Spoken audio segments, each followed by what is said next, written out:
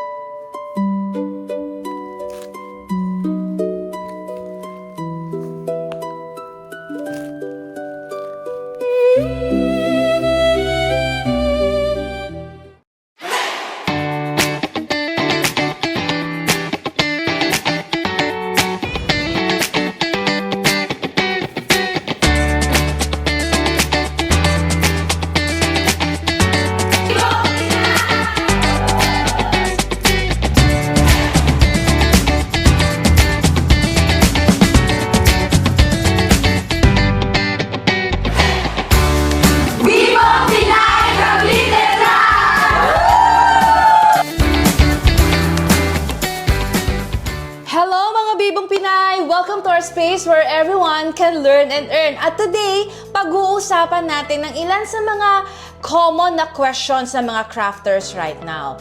So, nalilito sila sa cutting machine at die cutting machine. So, ngayon, bago ka bumili ng machine, pag-usapan muna natin ang mga pros and cons at pag-usapan muna natin kung ito ba talaga yung kailangan mo right this very moment. So, ready ka na bang matuto? Ano nga ba ang die cutting machine?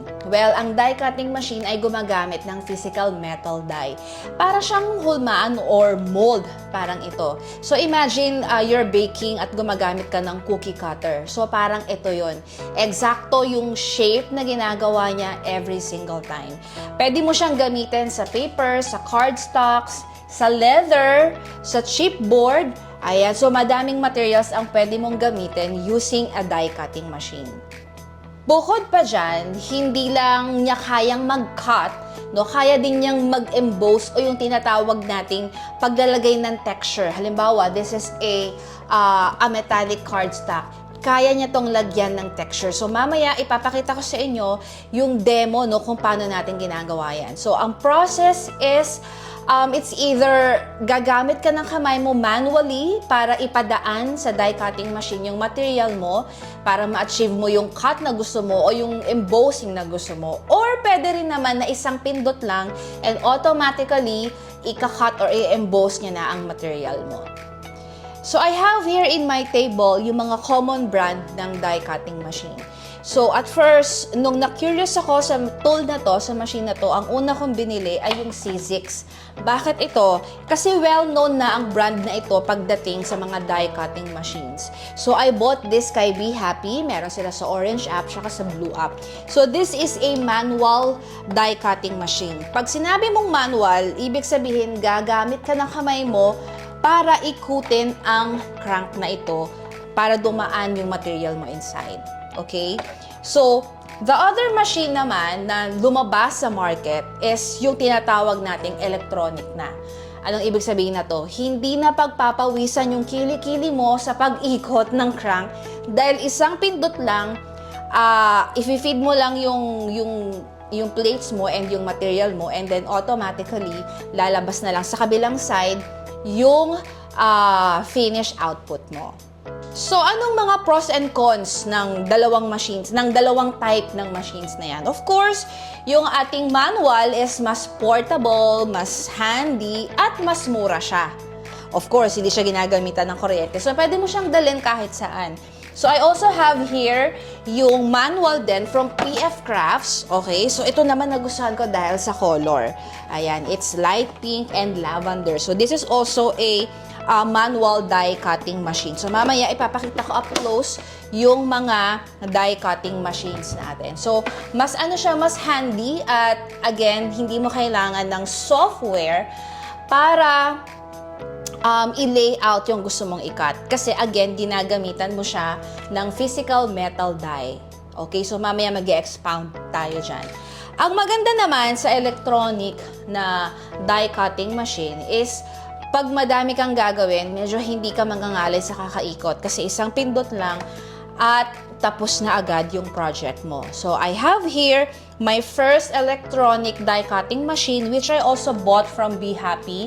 So, this is also C6. Okay, so, mapapansin nyo, yung binibili ko is branded dahil of course, noong unang panahon, wala pa namang mga lumalabas na ibang brand, no? Pero nung nauso na yung Alibaba and yung mga China brand, naglabasan na yung mga iba't ibang models na mga die cutting machines. So, meron tayong mga Filipina moms na nag-champion ng mga products na yan. Kumbaga, mga local na nagbebenta ng mga die cutting machines na branded nila. So, one of those is this Dominator from Crafters World. So, of course, dahil sinusupport natin yung mga mommies natin na nagtitinda ng mga ganyang crafting tools, bumili rin tayo niyan. So, I have here the Dominator. This is also a electronic die cutting machine. Ayan, meron siyang saksakan. And of course, I also have this model from PF Crafts, this one. Ayan, ito din ay electronic. So, this is electronic pero mas handy siya, pero medyo mabigat din. Okay, so yan yung mga iba't ibang klase ng ating mga die cutting machine. Marami pang nasa market, mas marami tayong options ngayon. Okay, so but again, I started with C6, which is from Be Happy. I bought this from Be Happy. So, itong manual die cutting machine, perfect na to for mga crafters na small pa lang yung business nila or parang for hobby lang, for crafting, gano'n. Pero yung most of the time, yung mga moms na kilala ko, nag-upgrade din sila into heavy-duty die cutting machine kasi nagpo-produce na sila ng mga bulk orders, kunyari ng mga party hats, ng mga gabble box. Ayan. So, kapag ganun, nag-upgrade na sila sa electronic dahil nga mas mabilis at mas less ang effort mo sa pag-produce. So, again, recap, manual is arm power and this electronic die cutting machines is motor power. Now, ang susunod na tanong, ano ba ang bibilin ko? Bibili ba ako ng die cutting machine o bibili ako ng cutting machine? Para mas maintindihan mo how it works, bibigyan kita ng side-by-side comparison. Kapag die cutting machine ang gamit mo, kailangan mong bumili ng physical metal die sa bawat shape na gusto mo. Hindi siya unlimited shape. For example, this one, this is square. Gagamitin mo to, ang output niya ay ito, mga square. Pag gusto mo ng ibang shape, halimbawa, you want ng ganitong shape, pa-envelope, bibili ka ulit ng ganito. So, every time na meron kang shape na kailangan for your product, kailangan mong bumili ng physical metal die. But ang good news, hindi mo kailangan ng kahit anong software for this.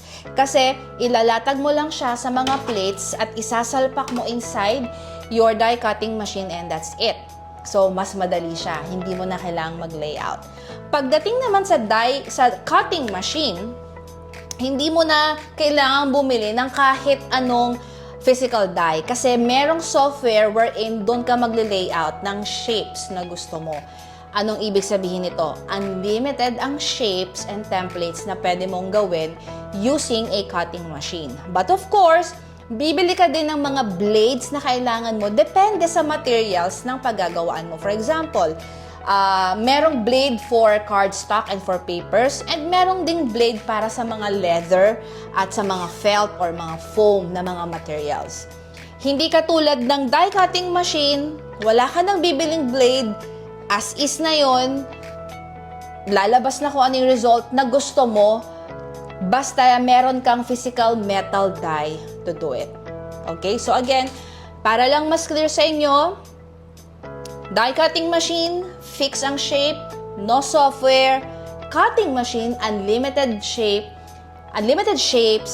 and you should have a software for it. Ngayon, pag-usapan naman natin ang mga pros and cons. Okay, pros ng die cutting machine. Sobrang precise ng cut niya. Every time na padadaanin mo inside yung iyong material at yung plate, same ang result niya every single time. Pwede ka ding mag-cut ng multiple layers all at the same time. Perfect yan for mga bulk na mga production. Also, meron siyang embossing capability. Of course, meron ding embossing yung mga cutting machines natin, pero mas detailed at mas level up yung embossing capacity ng die cutting machines. Pwede ka makapag-create ng mga dimensions, ng textured looks na hindi kayang gawin ng cutting machine ng ganon ka-detailed, ng ganon ka-intricate. And of course, paborito to ng mga non-techie na mga crafters, wala ka ng software na kailangang i-navigate at pag-aralan. Because crank and go. Pindutin mo lang yung button and that's it. Yun na, isalpak mo lang, isandwich mo lang yung materials mo and that's it. Makikita mo na agad yung output mo. Unlike sa cutting machine na kailangan mo siyang i-layout inside a software at saka mo pa lang makikita yung result ng iyong cutting machine.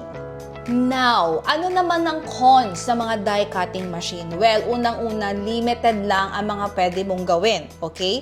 So, of course, katulad ng sinabi ko, if kailangan mo tong shape na to, kailangan mong bilhin yung physical metal die for this. So, unlike cutting machine, kahit anong maisip mong shapes and templates, pwede mo yang gawin inside the software. Another is, pwede kang magastosan dahil of course, kada meron kang kailangan na shape, kailangan mo siyang bilhin pa isa-isa. Para sa mga manual versions din, nangangailangan siya ng effort. So kung ikaw yung pagod na sa gawaing bahay tapos mag-iikot-ikot ka pa ng buong maghapon, well, cons yan talaga sa'yo. And lastly, hindi lahat ng mga metal die ay compatible sa die cutting machine. So, minsan, yung die cutting machine ay meron siyang mga pinipili na mga na metal die. Like, halimbawa, when I was starting, akala ko yung mga nabibili sa Shopee na mga murang metal dies ay magagamit ko sa aking die cutting machine. And it turned out na hindi pala. So, you really have to test muna before you buy ng madami kung compatible ba yung mga dies, yung mga metal dies na bibilin mo sa iyong die cutting machine. So again, know the trade-offs before you buy a machine. Now, the next question, who is this for? Para kanino ang mga die cutting machine? Para to sa mga small business owners na gusto ng same exact output every single time. Halimbawa, if you're into party favors at gumagawa ka ng mga souvenirs, na mga gobble boxes, or anything na magagamit sa party. Ayan. So, perfect ang die cutting machine sa'yo. Kasi, of course, madami yon. Isang die lang ang kailangan mo, pwede kang mag-produce ng hundreds ng thousands of that shape. Perfect din to sa mga crafters na mahilig mag-scrapbook, no? So, pwede siya pang hobby and pwede rin naman siyang pang kumikitang kabuhayan. Perfect din to sa mga crafters na gusto ng analog and tactile na process na paggawa ng products.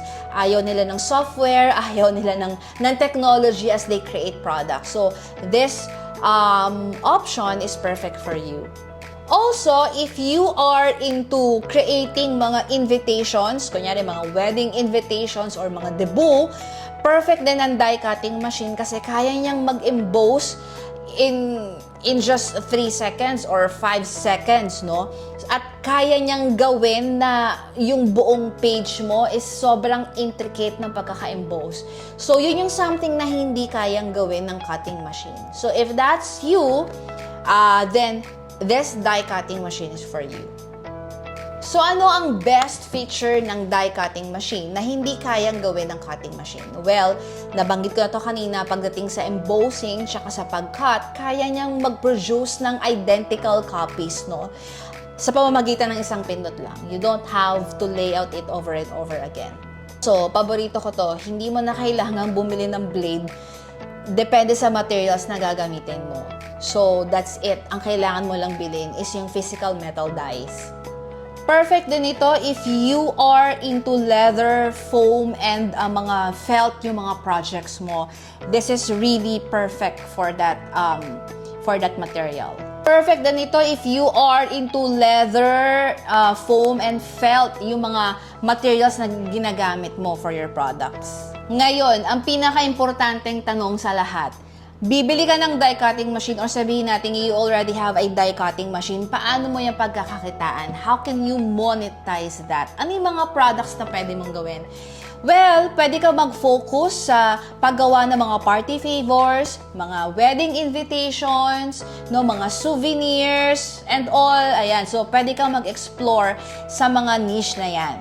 Pwede ka rin magbenta ng mga pre-cut shapes, pwede ka rin magbenta in bulk ng mga pre-cut shapes. Like for example, pwede kang mag-cut ng mga leathers like this for keychain at ibenta mo sa kapwa mo crafter. No? Kasi syempre, if they don't have a die cutting machine or cutting machine, pero meron silang mga laser machines, no? You can sell mga pre-cut na mga leathers or mga foams or mga fabrics na pwede nilang gamitin as a blank material for their products. And also, another is, kapag na-master mo na ang paggamit ng die cutting machine, pwede mo rin niyang ituro sa iba and pwede ka rin dyan kumita. Pwede ka mag-held ng mga workshops on how to maximize and to monetize their die cutting machine. Pwede mo rin niyang pagkakitaan. So now that you know yung mga pros and cons o kung ano yung mga best na nagagawa ng ating die cutting machine, isipin mo muna kung ano yung mga projects na gusto mong gawin. Sino ang market na gusto mong paglingkuran? Ano ang solusyon na gusto mong gawin?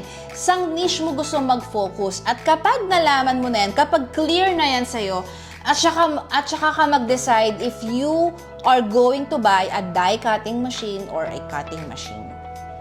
Tandaan, bawat project ay merong fit na machine for that.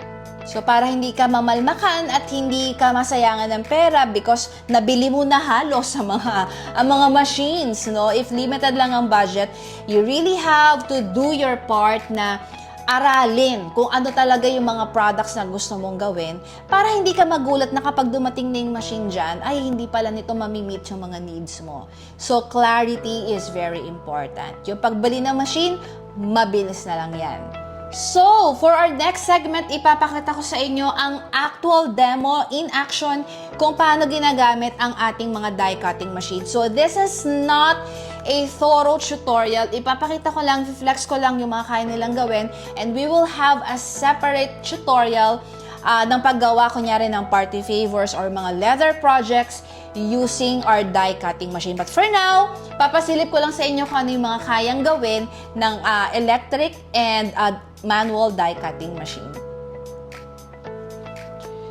Susubukan nating mag-cut using this Big Shot C6. This is a manual die cutting machine. So, gagamit tayo ng leather for this and itong thick die. So, this is wooden. And ito yung kailangan natin for this machine. Okay, so ika-cut natin to into half. We should make sure na sakto lang siya dito. Okay. Gamit tayo ng paper cutter for this. Okay. Ayan, sakto. So, here's our plate. And then, yung ating thick die. And, of course, our leather. And make sure na yung black ang nakaharap sa'yo. And then, another plate. So, naka-sandwich siya. Ayan. And, ipapasok mo na siya inside your die cutting machine. And i-push mo siya. Okay lang kung may marinig kayong parang nagka-crack. It's okay. It's normal. Huwag kayong kabahan na baka, uy, nasira yung plate ko. Yeah, it's okay. Yeah. And here's our... Ayan, nakat na siya.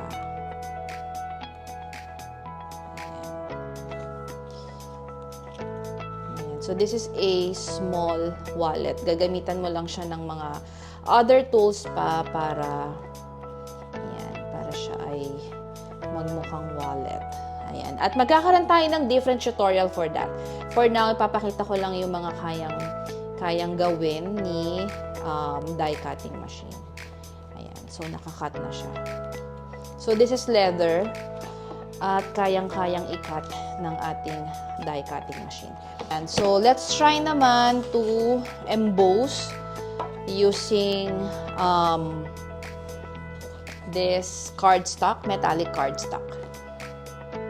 So, this time, mag-emboss naman tayo using our die cutting machine. So, we will be using our thick die for this. And of course, kailangan din natin ng embossing folder. Ganyan yung itsura niya. So, ito ay Sizzix. Meron din tayong ibang brand naman. Okay. So, ilalagay mo lang yung iyong cardstock inside and then iipitin mo siya dyan. And, ilalagay mo yung thick die sa ilalim and your clear plate. Okay? So, kanina, iba rin yung pagkakasandwich natin ng leather. So, this time, iba ulit. And then, ipapasok mo lang siya inside. I-zoom natin. So, pinasok ko na yung ating material. And, iikutin ko lang to.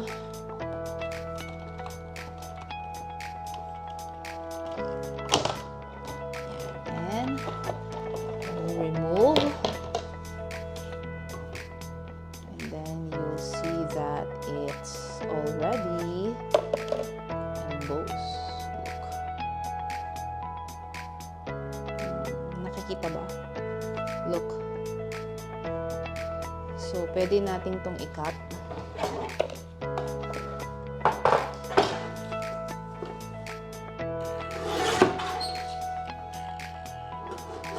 Okay, so ilapit ko dyan. So, you see the details ng pagka-emboss. So, hindi yan kaya ng cutting machine. Yeah, that's hard.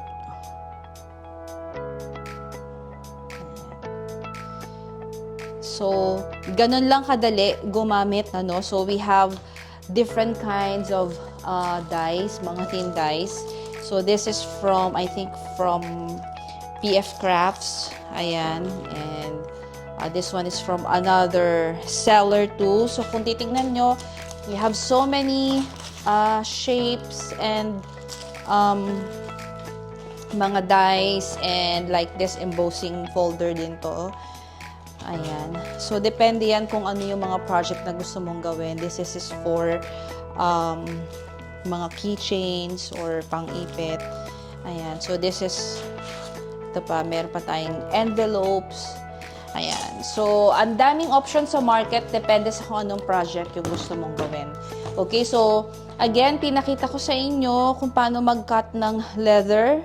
'Di ba? Sobrang dali lang. At papakitaan ko kayo ng another tutorial wherein we will create mga leather na mga coin purses or kung ano pang mga leather products na pwedeng mag-complement sa inyong mga paper products. And yeah, this is perfect if you will create mga invitations, ayan, or mga inserts sa mga planners and all. Okay, so this time we will use naman the Sizzix na switch, big shot switch, wherein this is powered by the electricity. Ayan. Meron siyang motor. Hindi katulad nito na kamay talaga. Okay, so let's do that. Okay, so ngayon we will be using Sizzix Big Shot. Meron tayong power button. Open lang natin to. And Again, I have plates here. Kung mapapansin nyo, you have instruction dito sa ating plate para hindi natin makalimutan kung paano natin isa-sandwich yung mga materials natin. Ayan. Okay? So, gagawin natin ngayon ay we will try to make a party hat. Okay? So, for this one, we will be using these plates again. And I have here my red metallic cardstock and yung aking thin lit na metal die. I think this is from Crafters World. So we will be using our plates again. So we have here the big plate, yung thin, and then clear plate, and your cardstock.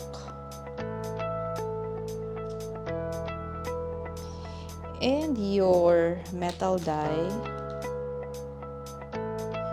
and of course another clear plate.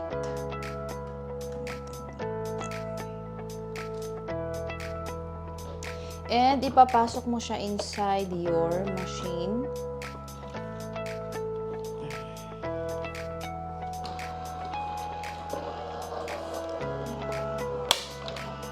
Okay lang yung mga may cracking sound.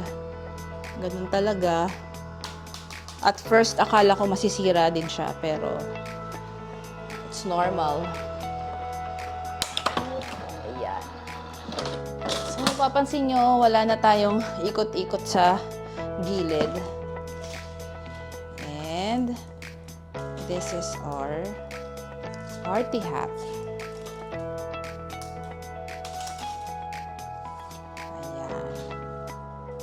Look. So, ito lang siya, ipapasok mo lang siya dito. So, imagine, if halimbawa, theme birthday party, kunyari, gold and red ang theme. So, bibili ka lang ng metallic na cardstock and gawa ka ng sarili mong party hat. Ayan. So, lalagyan mo na lang siya here ng tali. And, that's it. Meron ka ng party hat. Ayan. So, we will have a separate tutorial for that.